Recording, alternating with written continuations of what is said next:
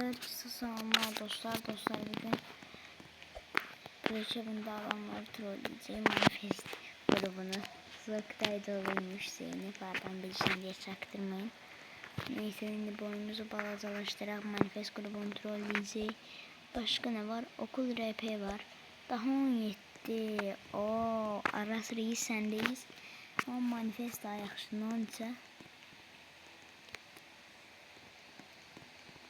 No 4 1 2 3 4 abi 5'e ışın no 4'da da burada ama ışınlandı no 4'da.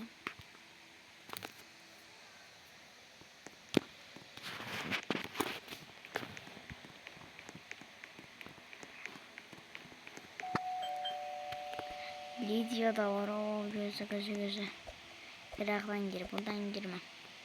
Bir tane emotlardan evet o emoti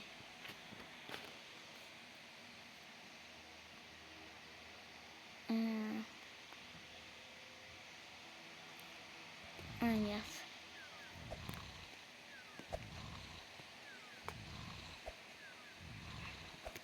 Tanıdık gezme olmuş size bile kalsın.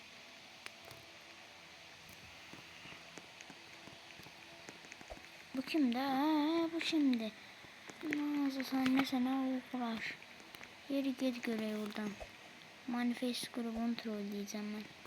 Uğraş çekil. Videomun içine eleyeceksen.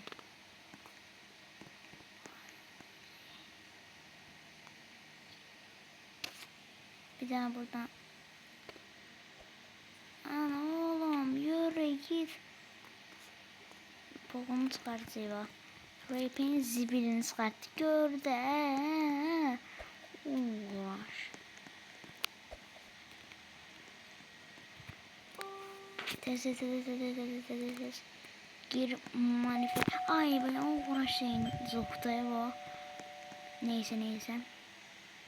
Kravatı tapabilmeliyiz. Aha kravat reis sendeyiz. Koy.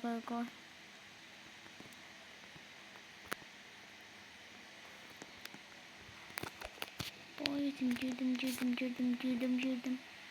Hiç kim görmedi.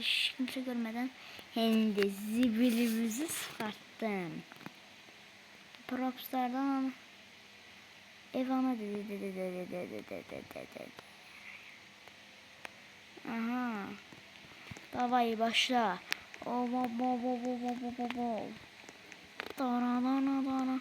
Manifest grubun trolleri. Manitas. Manifest. Kaç. Suya da olsaydı belki trollemezdim. Zeynep Zoktay'ı da trollemezdim aslında. Trolleyesim geldi. Banlandı mı? Oo çıktı. Adam çıktı. Ve birinci görev tamam. Şimdi daha 17 kaldı. Daha 17.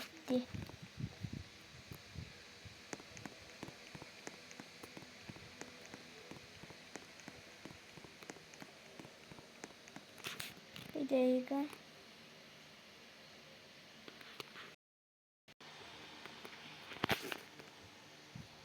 Aha dostlar geldim. Sen bunu bu kayıtlı vermişim. Teresili işim çıktı. Ne var ne yok. Koyuram koy. Daha 17'nin RP'nin ağzına ne değil.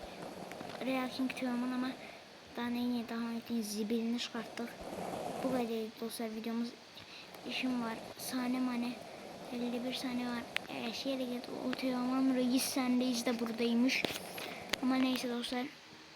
Ben gitmeliyim. 4 dakikada kısa bir video oldu.